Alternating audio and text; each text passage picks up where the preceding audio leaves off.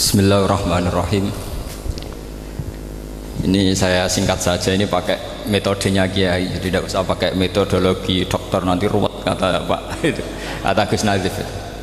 Begini, faham fundamentalisme atau ekstremisme atau apa sajalah, itu korban pertama adalah Rasulullah SAW, bukan kita tapi Rasulullah.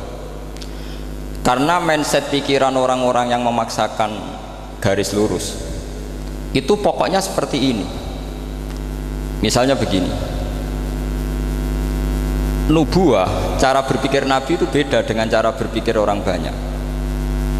Jadi kalau Rasulullah itu punya teman, misalnya Abu Bakar, Umar, Utsman, Ali, teman-teman yang biasa heroik, biasa pahlawan. Ciri khas heroik adalah dia suka memberi. Itu kalau Nabi dapat ghanimah itu tidak dikasih. Karena cara berpikir Nabi, orang yang biasa baik, biasa memberi, biasa pahlawan, biasa patriotis, kalau biasa dikasih ini jadi pasien. Masa biasa jadi pahlawan, sekarang jadi apa? Pas. Ini pikiran Nabi. Tapi pikiran orang-orang Khawarij beda. I'dil ya Muhammad. Muhammad, kamu itu harus adil. Bagaimana mungkin kita-kita ini yang lama ikut perang, kemudian yang mendapat bagian banyak ini orang yang baru bergabung sama Islam. Nabi masih rileks, masih jawabnya ada emosi, masih rileks. Wa may ya'dilu dalam akun adil. Kalau saya tidak adil, lalu siapa yang paling adil? Umar tidak serantat cara Jawa itu, emosi sekali. Khalid bin Walid, "Da'ni ya Rasulullah adrimuhu." Saya kasih izin atau biarkan saya membunuh orang itu. Tapi apa kata Rasulullah? Jangan. Nanti saya dikira membunuh sahabat saya sendiri. Rata-rata syarikhul hadis mengatakan itu namanya Dzul Khuwaisir. Artinya begini, ketika Anda berpikir bahwa adil adalah pembagian secara rata, Anda akan menabrak pikiran nubuwah, dan itu korbannya adalah Rasulullah Muhammad SAW. Ternyata terusannya cerita seperti ini. Ini biar sampean tahu sejarah fundamentalisme atau ekstremisme. Orang-orang kayak saya sebut contoh ya, karena saya punya tradisi ahli hadis. Ketika beberapa orang dikasih Rasulullah, ada yang dikasih kambing sampai 100, sampai unta 100, sampai ada yang dikasih Ma'binal Jabalain, itu pernah dihitung sekitar 4.000. Sementara sahabat muhajirin gak dikasih apa-apa, orang Ansor juga gak dikasih. Setelah mereka dikasih, ya pulang, sudah dapat ya pulang.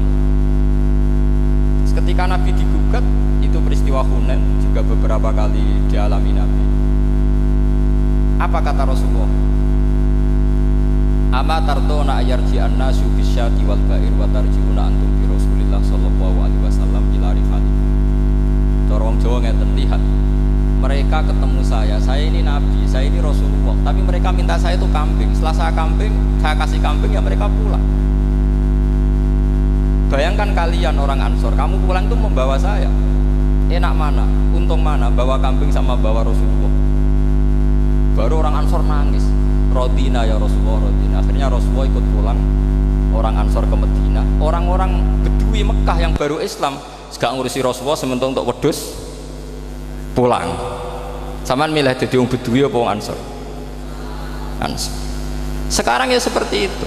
Kamu biasa heroik, biasa ngasih kiai kamu, ngasih hadiah kamu, biasa ngasih ibu kamu uang. Ternyata ibu kamu setelah kamu kasih uang, dikasihkan adik kamu atau kakak kamu yang nggak pernah kerja, terus kamu marah-marah, ini tidak adil. Saya yang memberi nggak dikasih, ini yang nggak kerja dikasih terus. Loh, kamu biasa jadi pahlawan kok turun kelas menjadi apa? Pasien. Kamu milih jadi pahlawan apa pasien? Pahlawan.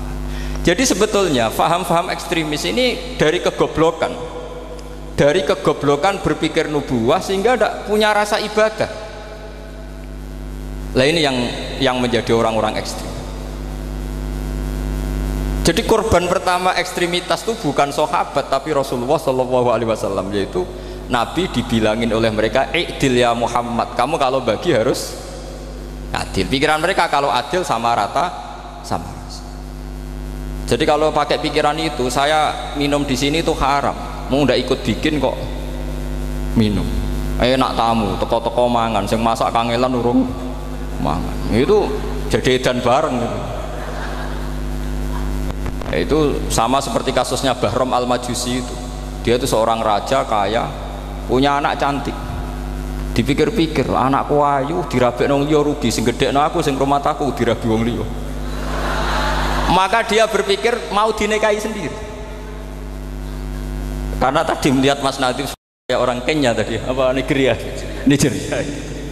Terus malah gak layak itu maksudnya orang. Ini Mas Nadif ini termasuk harus mendukung gerakan tidak ekstrim. Nyawanya masih itu karena barokahnya beliau agak-agak gitu. Tapi nggak sampai liberal ya, agak-agak pokoknya itu. Karena ketika ada gerakan ekstrim di Mesir, itu termasuk dia DPO. Ternyata setelah ada intelijen, beliau pas buka itu nggak makan dulu tapi rokok dulu. Wah ini mesti orang sekuler, tidak ekstrim.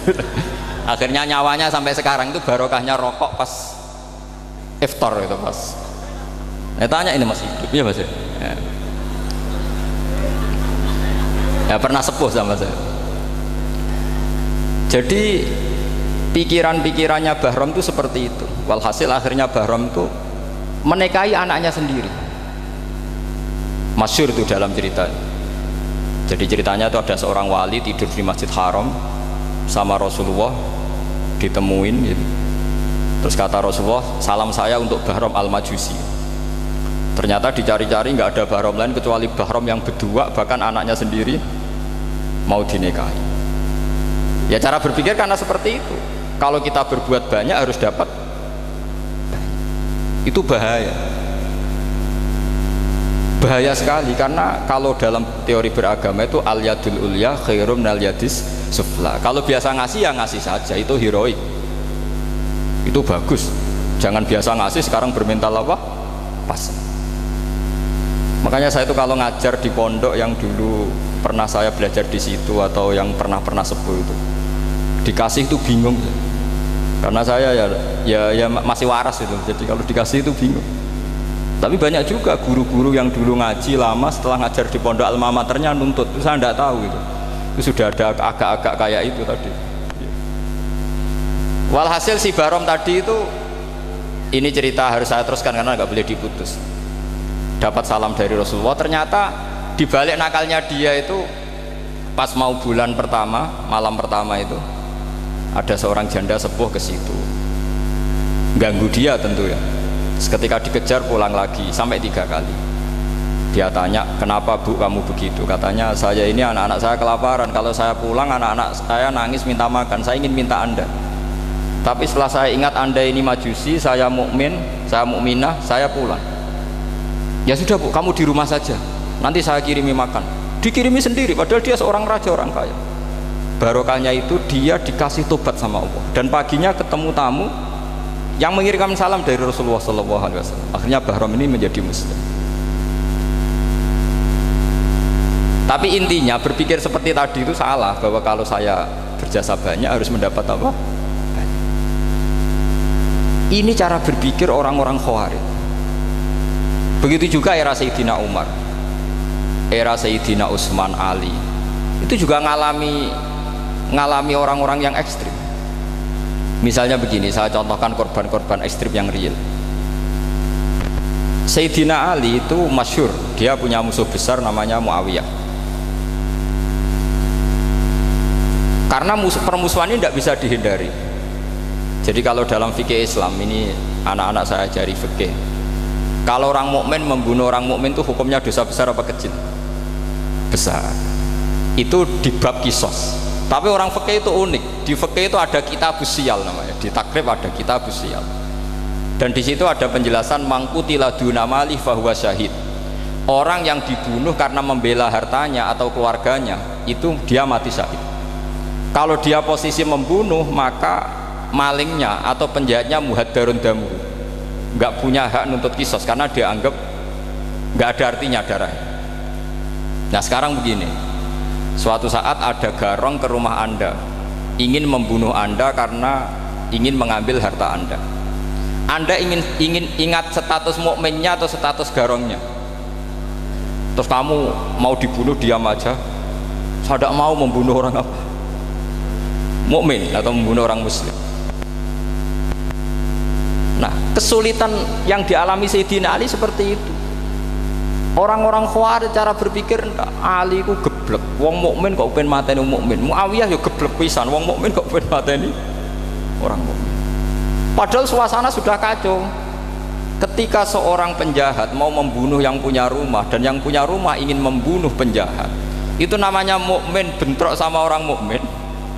Apa orang benar sahibul hak ingin mempertahankan haknya?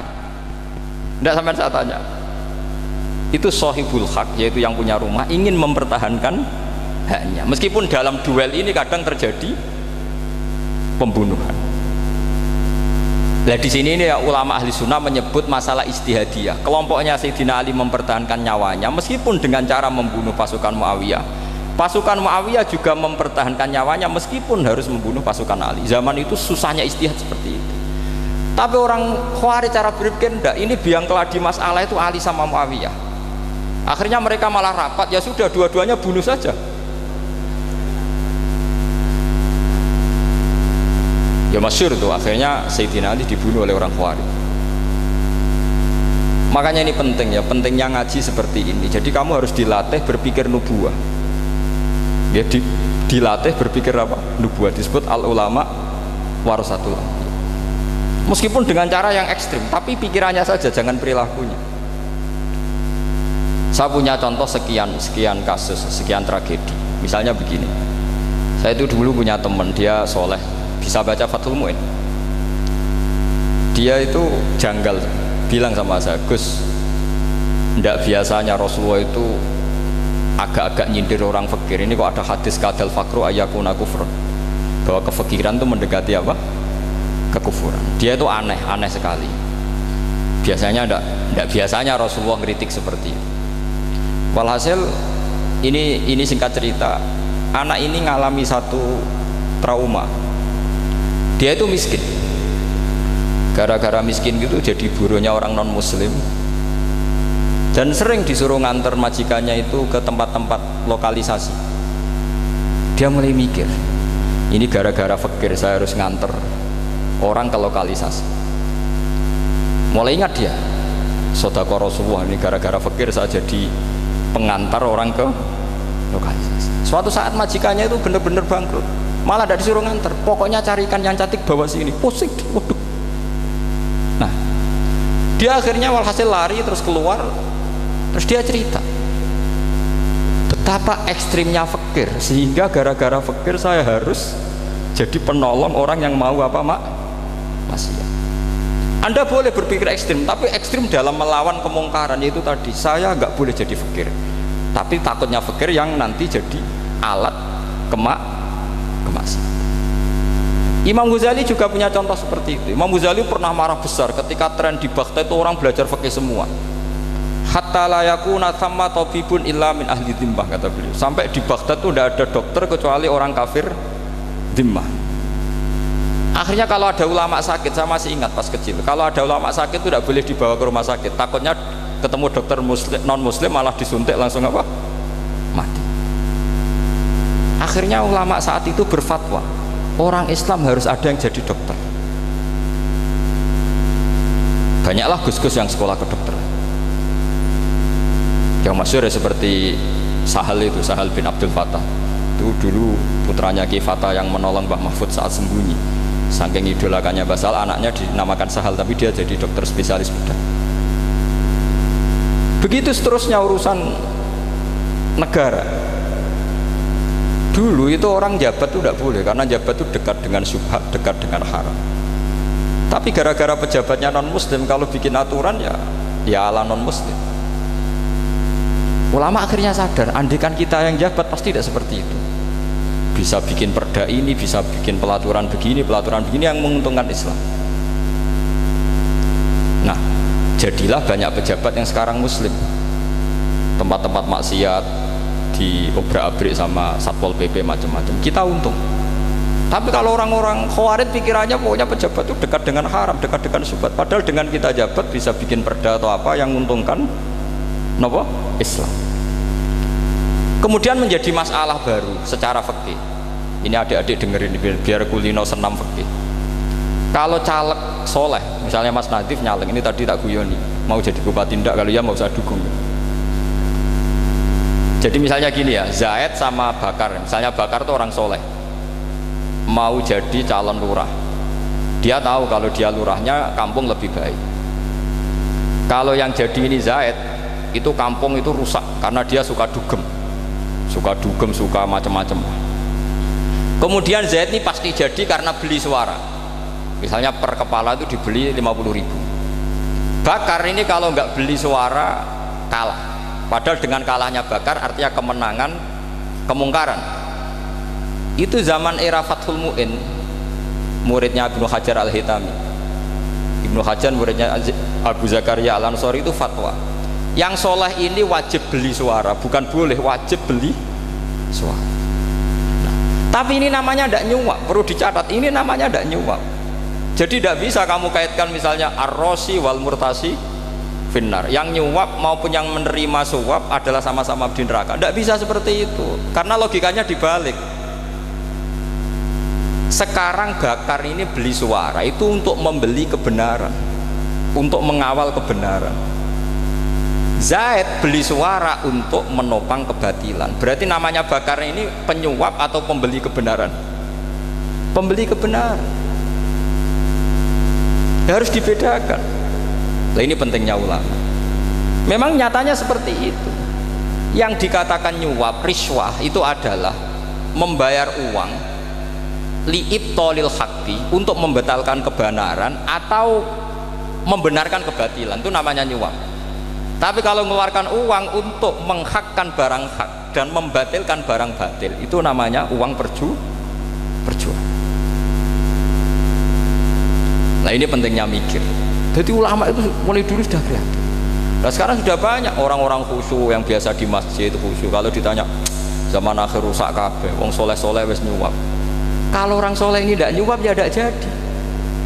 Kalau nggak jadi, mereka nggak ada yang jadi DPR, nggak ada partai Islam, habis malah Indonesia. Saya itu punya kenalan banyak pakar-pakar di Jakarta, itu cerita saya, Pak Baha. Indonesia itu solusinya gampang. Kita ini punya Bali, punya Batam. Itu kalau Bali dimakaukan, Batam dikayakan Hollywood. Amerika kaya itu bukan karena hebat, pornografi dijual, tinju di Nevada itu dijual, di Las Vegas dijual, apa saja dijual. Kok tidak kaya itu gimana? Sementara Indonesia mau awur-awuran gitu, sungkan partai Islam. Sebenarnya Indonesia gampang, kalau ingin kaya Bali itu dikayakan Hollywood atau dikayakan Makau, jadi kota judi. Batam dijadikan kayak Las Vegas. Itu transaksinya pasti triliunan. Orang gamane wong muda dijual, judi dijual, orang tinju dijual. Tapi gara-gara ada partai Islam, nyari rumus solusi ekonomi itu yang tidak seperti itu. Akhirnya kangelan. Ya, akhirnya rapati sugih. Tapi barokah, tetap barokah partai apa? Islam. Yang menangnya caleg-calegnya rata-rata ya beli. Kalau tidak beli habis. Saya bukan menghalalkan nyuap, enggak. Kalau nyuap tetap haram ila yaumil qiyamah. Tapi kalau suratul masalah seperti ini kamu mengatakan suap, itu beda. Ini suratul masalah yang tidak ada kaitannya dengan suap. Asal lawannya batil ya. Kecuali lawannya sama-sama hak. Dua calon di kampung itu soleh sama soleh. Ini yang soleh bayar nggak boleh, karena siapapun yang jadi soleh itu tidak boleh. Makanya kalau cari musuh yang dolim biar halal ya. Iya, saya pernah ditanya seorang dosen, Gus, saya ini kalau baca sejarah perang Badar atau perang Uhud, yang saya tidak nerima itu satu, kenapa setiap ghanimah harta orang kafir dan istrinya orang kafir kok disita orang Islam, dan yang perempuan jadi amat kemudian juga digauli orang Islam, yang hartanya orang kafir juga jadi asetnya orang Islam, kok kayak garong. Dia tanya seperti itu sama saya. Terus saya jawab,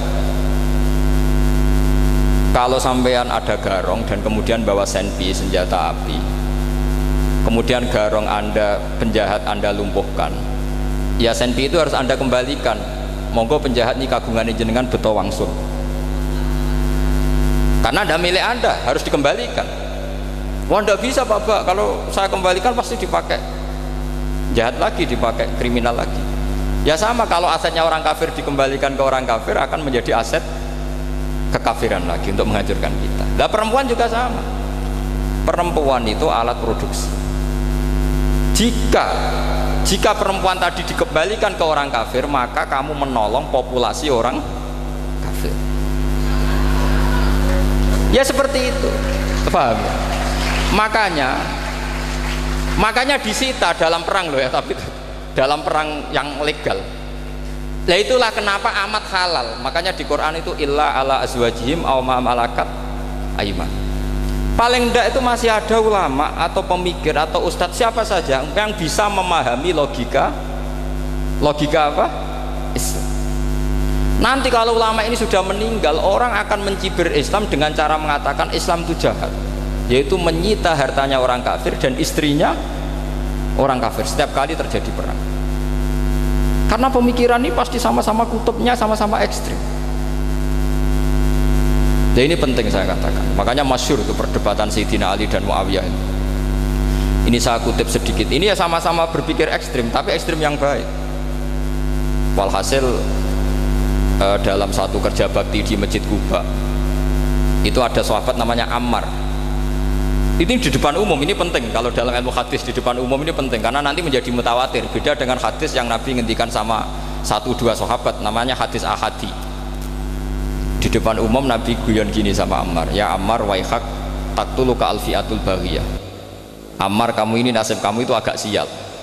Karena nanti yang membunuh kamu itu kelompok yang tidak benar. Alfiatul baghiyah itu kelompok yang tidak benar. Itu disaksikan sekian sahabat. Walhasil suatu saat Ammar ini ikut perang dan ikut pasukannya Ali dan terbunuh oleh pasukannya Muawiyah. Seneng Ali. Walhasil Ammar ditemuin sama Ali. Ya Muawiyah, al-ana dhuhara bi anna fi'ati haqqun wa fi'ataka baghiyah. Sekarang kelihatan siapa yang benar. Saya yang benar, kamu yang salah. Kenapa? Karena Ammar kelompokku dan terbunuh oleh kelompok kamu. Padahal kata Rasulullah yang membunuh Ammar adalah kelompok yang salah. Tapi Muawiyah pintar sekali, dia jawabnya gini, laula kama kutila Ammar. Ammar terbunuh karena bela-belain kamu. Kalau kamu tidak nyuruh dia perang juga gak terbunuh kan. Jadi kamu ikut andil terbunuhnya siapa? Ammar. Tapi apa kata Sayyidina Ali? Idzan qatala Rasulullah Hamzah. Kalau teori itu Anda pakai, Rasulullah pun membunuh Hamzah. Sekarang Hamzah perang karena suruhan siapa? Rasulullah. Yang membunuh Hamzah siapa? Wahsy. Kalau teori itu Anda pakai, berarti Rasulullah pun membunuh Hamzah. Terus fasa kata Muawiyah, diam. Jadi fikih pun tuh diputuskan lewat pikiran ekstrim, tapi bukan ekstrim yang merugikan orang lain. Ya, kalau merugikan orang lain namanya sudah la dororo wa la dirar, dia menyalahi aturan itu. Makanya saya pernah ngaji di sini dulu ketika tahun kemarin. Fikih Islam itu punya rumus, itu ya gara-gara pikiran ekstrim sebetulnya. Saya pernah nyontohkan adalah orang tuh kalau sholat jenazah itu mayitnya di depan, itu ulama fikih tidak ada yang punya alasan, mau hanya bilang gini, hakadha wajadna salafan wa khulafan. Mulai dulu kalau nyolati mayit ya jenazahnya di depan, ya hanya gitu saja, tidak punya alasan. Makanya ulama lain mengatakan tidak apa-apa jenazah di belakang, yang sholat di depan. Kenapa? Fa innaha laysat bimanzilatil imam. Memangnya jenazah imam kok harus di depan? Itu ya tidak ada yang bisa bantah. Bagaimana mungkin harus di depan? Oh enggak, imam kok harus. Yang harus di depan itu imam, jenazah itu imam apa enggak? Enggak. Terus alasan kedua, sholat ghaib. Kalau ada orang mati di Surabaya, Mas Nadib di sini, sholat ghaib boleh enggak? Boleh. Jenazahnya di depan apa belakang? Di belakang kan? Berarti harus enggak jenazah di depan? Ya dia mau ngakeh yang jelas kalau itu. Lah ini contoh-contoh kecil. Nah orang Khawarij itu orang yang paling tidak mau menerima otak-atik seperti itu. Akhirnya jadi goblok bareng tadi. Ya makanya Rasulullah pun jadi korbannya Khawarij. Muhammad, kamu harus adil. Karena pikiran mereka adil itu yang memberi banyak ya dapat banyak. Kalau pikiran nubuah tidak seperti itu. Kalau yang biasa memberi, biasa heroik, biasa baik ya biar tetap biasa memberi. Jangan dilatih jadi apa? Fasih. Ini mungkin adik-adik juga agak keberatan, tapi harus dilatih. Makanya saya itu jadi kiai itu ya mulai kecil, anaknya kiai, putu kiai, saya itu ya mulang tuh senang. Saya tidak pernah terlintas dikasih santri atau dihormati, ya enggak. Mungkin sampai mati agak terlintas. Ya pikiran saya sederhana. Biasa mulang pahlawan, malah sekarang pasen itu malah kayak cemen, kayak turun kelas gitu. Jadi saya terus ya enggak kepikiran sama sekali. Loh kalau saya minta sama Allah, karena itu atasan saya. Makanya ada ulama yang ekstrim gini, ini kisah nyata. Ada ulama alim datang ke seorang raja, rajanya ini soleh padahal. Ternyata pas raja itu berdoa, ya Allah saya kasih ini, kasih ini.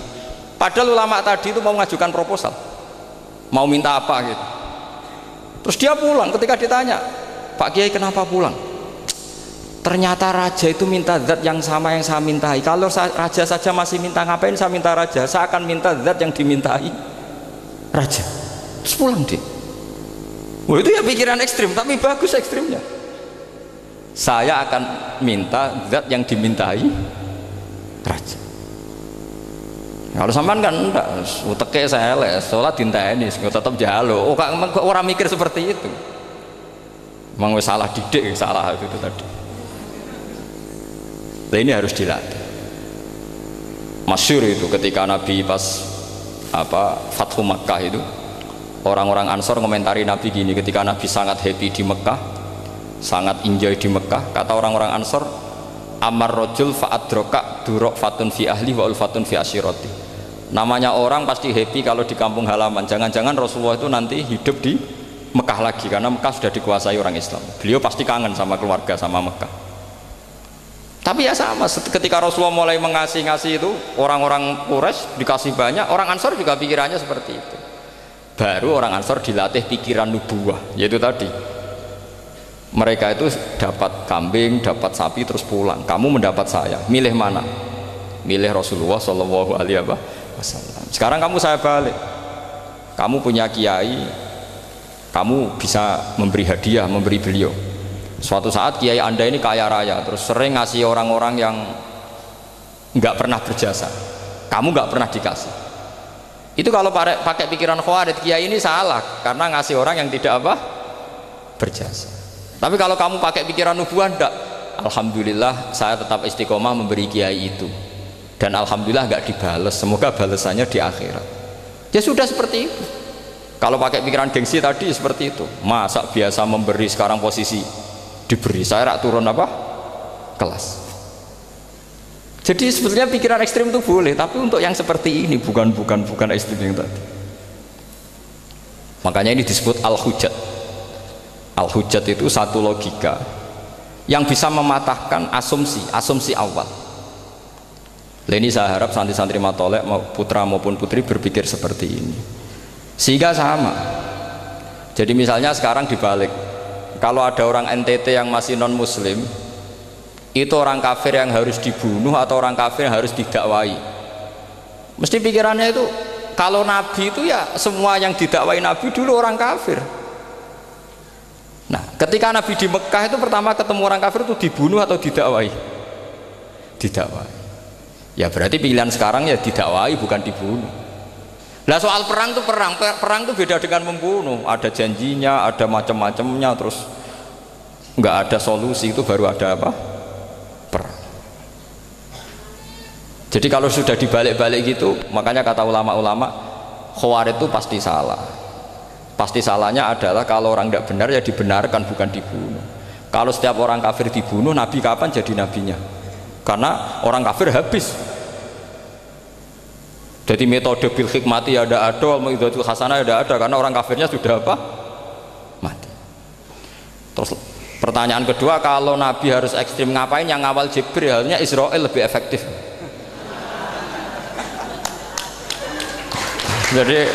Jadi kalau sama-sama ingin ekstrim, Nabi itu nggak usah dikawal Jibril, kan tidak efektif kan? Harusnya yang ngawal itu siapa? Israel. Kan nggak repot ya. Nah, jadi saya mohon ini saya cerita. Jadi korban pikiran ekstrim itu bukan siapa-siapa. Pertama itu Rasulullah.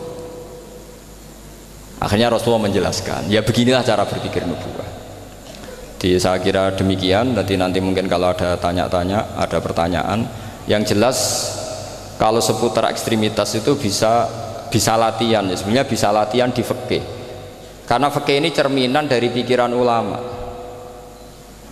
Ya, cerminan dari pikiran apa? Ulama yang tidak tekstual. Ya, seperti gini ya. Tasaddaqa Rasulullah so'an min tamrin au so'an min aqidin. Ketika zakat fitrah itu Rasulullah mengeluarkan satu sok tamar. Tamar itu kurma. Kalau menurut tekstual berarti zakat fitrah harus pakai kurma. Tapi semua ulama sedunia mengatakan kuti ahlil balad. Artinya dalam konteks Indonesia ya pakai apa? Beras. Berarti kata tamar diganti kut. Diganti apa? Kut. Jadi orang itu jangan diajak goblok bareng. Masa Nabi ngendikan tamar harus apa? Tamar. Makanya saya pernah debat. Pak Nabi itu cingkrang. Kenapa orang-orang itu rata-rata tidak cingkrang? Saya bilang Nabi itu hidupnya di Mekah. Kenapa Anda hidup di Indonesia? Kata saya. Iya, Nabi itu hidupnya di Mekah. Terus saya tanya lagi, Nabi itu hafal Quran, kamu udah hafal? Saya hafal Quran. Kalau cingkrang gampang, karek ngetok kata saya. Ya, kalau ada sunnah Rasul, Nabi hafal Quran enggak? Hafal kan? Berarti kalau ikut sunnah Rasul, hafal Quran. Jangan cingkrang tok, ya hafal apa?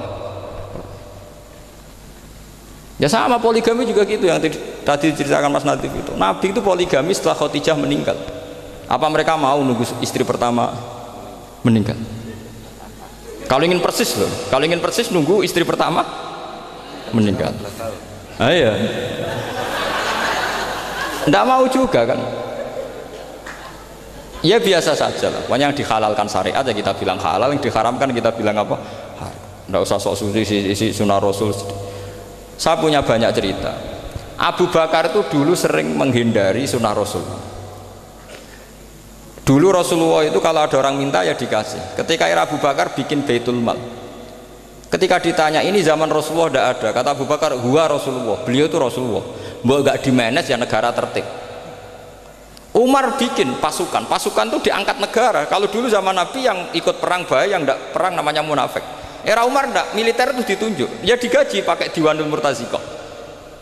Ketika ditanya kenapa tidak kayak Rasulullah, huwa Rasulullah. Mau tidak tertib pun tetap negara stabil karena ada karismanya. Jadi kadang-kadang dalam banyak hal itu kita malah tidak boleh persis Rasulullah karena kadang banyak khususiyah. Yaitu contoh yang paling masyhur di fikih ya kayak Nabi itu nikah 9 itu khususiyah. Dalam strategi juga sama. Dalam strategi memanage negara juga sama. Banyak sahabat yang punya ide yang zaman Nabi itu tidak ada. Ketika ditanya kenapa tidak persis Nabi, katanya huwa Rasulullah. Ya Rasulullah itu meskipun seperti itu, meskipun tidak tertib secara rasional, tetap dikawal wahyu, makanya negara baik-baik saja. Kalau saya ini hanya Abu Bakar, kalau tidak ya repot. Umar ya sama, bikin Diwanul Murtazikoh.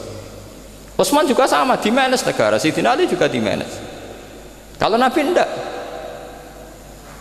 Tapi tidak apa-apa karena ada karisma. Sampean tak cerita nih masalah zakat yang masyhur. Orang paling bakhil sekalipun, paling kikir sekalipun itu zaman Rasulullah bayar zakat. Karena pikirannya setelah zakat dikasihkan Rasulullah mendoakan. Khudh min amwalihim shadaqatan tutahhiruhum wa tuzakkihim biha wa sholli alaihim inna sholataka sakanul lahum. Era Abu Bakar enggak. Sorry ya Abu Bakrin, dulu kita zakat sama Rasulullah karena didoakan beliau. Kamu hanya Abu Bakar, saya tidak mau zakat. Ya sama lah seperti orang dipimpin ulama-ulama karismatik, orang dipimpin Badola itu tidak usah metai, santri sudah nurut. Dipimpin Usman Nazif gak bikin pelaturan, habis pondok. Kalau tidak ngancam gak gini, ditakzir gak gini, habis. Zaman Badola dehem tok santri wedi. Mas Nazif dehem enggak. Nah, makanya Rasulullah itu tidak banyak bikin pelaturan. Rasulullah itu kalau mau perang itu hanya bilang sahabat, saya besok ditantang Abu Sufyan di sini. Saya mau perang. Oh itu sahabat ikut semua. Orang melihat wajahnya, melihat karismanya sudah tertarik ingin menyelamatkan beliau. Kita tidak akan ridho Rasulullah keluar sendiri. Kalau Abu Bakar ya enggak. Pertama Abu Bakar pidato sudah sopan. Saya memimpin kamu. Ini qad wulitu walastu bi khairikum. Saya ini memimpin kamu, tapi bukan berarti saya yang terbaik. Jika saya benar maka dukunglah. Kalau salah ingatkan. Itu pertama orang-orang bilang apa? Fawwah la uqiman nakabisef. Nanti kalau Anda salah tak ingatkan pakai pedang. Ya karena hanya Abu Bakar bukan Rasul. Jika diaturlah, ini ada militer, ada pengawal, ada baitul mal. Era Umar lebih modern lagi, ada Diwanul Murtazikoh, ada macam-macam. Ya Rasulullah nggak ada. Nah sekarang orang sidik-sidik muni sunnah Rasul, padahal ada sunnah Rasul yang khasnya Rasulullah sebagai nubuah. Ya, khasnya Rasulullah sebagai apa? Nubuah. Coba Nabi itu istrinya 9, semuanya cerita tentang tahajudnya Nabi, witirnya Nabi. Apa kira-kira Mas Nadif kalau punya istri 4 ceritanya tentang tahajudnya Mas Nadif? Kan enggak. Nah, jadi saya mohon, sebetulnya pikiran-pikiran ekstrim itu karena enggak mau belajar.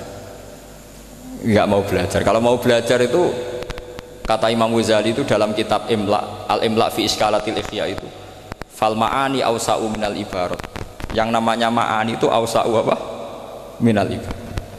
Jadi yang fal ma'ani awsa'u minal ibarat. Jadi yang namanya makna itu lebih luas minal apa? Ibarat. Nah, ini contoh yang paling nyata ya Sayyidina Ali.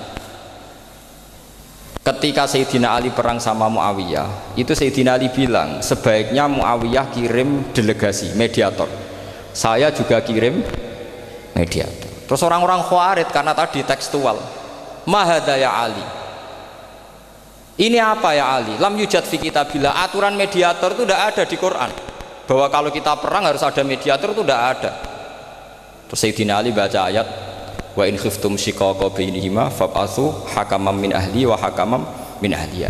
Jika lelaki dan perempuan, suami istri terjadi shiqaq, terjadi konflik, maka suami kirim satu mediator, yang pihak perempuan juga kirim mediator. Terus Sayyidina Ali ngendikan wa amru Muhammad a'dhamu min amri rajulin wa imra'atin. Urusan umat Muhammad lebih serius ketimbang urusan hanya sekedar suami dan istri. Maka kita butuh hakam, butuh mediator.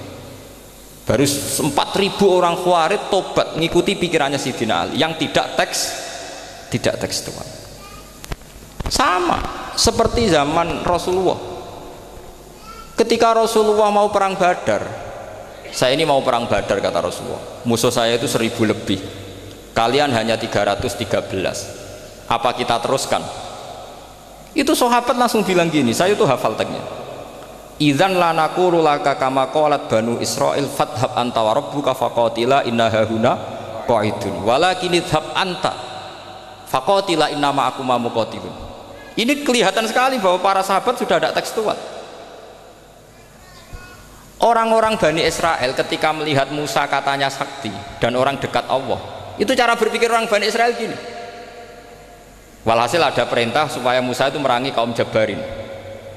Orang Jabar ini gagah-gagah, pikirannya orang Bani Israel, Musa kami itu sakti dekat Allah, ya sudahlah sama Allah saja sana, tak tunggu di rumah kabarnya. Itu kan sama dengan santri semedit, roh kiai ini suga, kiai aku suga, terus tak pikirkan seperti itu.